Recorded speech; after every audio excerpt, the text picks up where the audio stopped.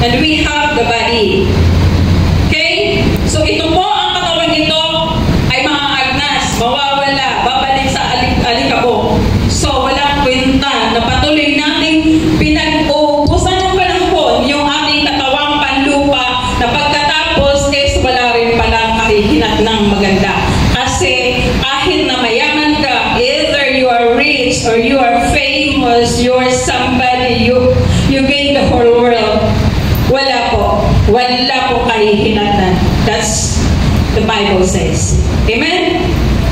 Yan po ang sinasabi ng Biblia, wala po kahihinatan kung magfo-focus lang tayo sa katawan.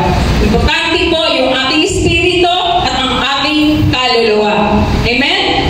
Amen. So now, tingnan po natin sa Ezekiel 36:26. Okay, we go to 2 Corinthians first. 2 Corinthians 5:17.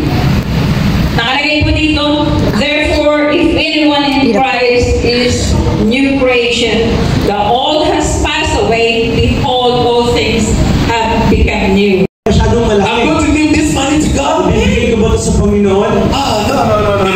Hindi.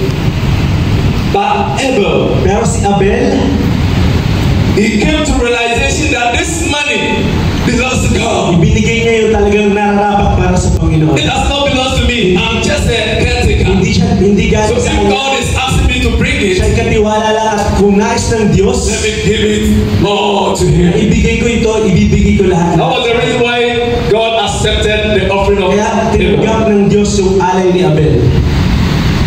There was a man in the Bible called Abraham. Meron ding tao sa Biblia na ang The tawag, Lord said, Abraham, ang pangalan ay Abraham. go and sacrifice your son, Sabi your niya, only son. Abraham, Only son. ialay mo ang iyong anak, nag-iisang anak, Only son. nag-iisang anak, And Abraham had faith in God. at meron siyang pananampalataya sa Diyos. Abraham knew that if I give my son to God, Nananampalataya siya na kung ibibigay niya yung anak niya sa Diyos, God is the creator.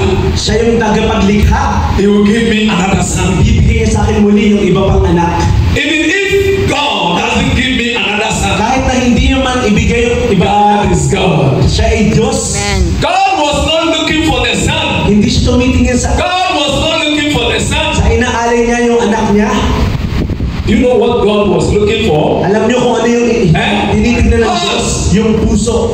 God was looking for the heart. Tinitignan ng Diyos yung puso. When Abraham gave, Yung ibinigay ni he Abraham. said, now I know. Sabi niya, ngayon alam ko Now na. I know you fear the Sabi Lord. ng Diyos, alam ko na may You takot ka sa obey the Diyos. Lord. Sumusunod ka sa Diyos. Now Abraham, take back your son. At ibinalik niya yung kanyang anak. Sabi niya, kunin mo. God is not looking for, God is not asking you for your money. Hinihingi ng Diyos ang iyong pera. God is asking for your heart. Ang hinihingi ng Diyos ang iyong puso. If you are able to give your heart to the Kaya Lord, ibigay yung puso mo sa Diyos. what is money? Ano yung pera? What is money? What is cars? Ano yung pera? Ano yung You sasakyan? give, bring it to God. Ibigay mo ito ng malaya sa Diyos. Hallelujah. Please come in, give us a slide. Let's read this together. We read together, then I want you to close your eyes and pray. Basahin natin ang sabay-sabay at Pray over whatever you want to give to the Lord. nanalangin tayo sa Diyos. Just think of something good, something that will cost you, something you see. God Himself gave something to the world. Na ibinigay ng Diyos sa mundo. John chapter 3 verse 16, He says that Sa 1 for verse God so loved the world Pagkat gayon na that lang, He gave who? ang pag-ibig ng Diyos ay His ibinigay only ang and kanyang only isa-isang Son. bugtong na anak. Only. What are you going to give this morning? Ikaw, ano yung ibibigay mo sa Panginoon? You see, giving His Son, Ibinigay ng Diyos ang kanyang anak. it wasn't easy. Hindi madali yun sa Panginoon. It really cost God. It cost Him. Napakasakit It nun affected Him. para sa kanya na apektuhan niya. Give, but because of Him. Pero dahil mahal ka ng Diyos, This morning, binigay niya.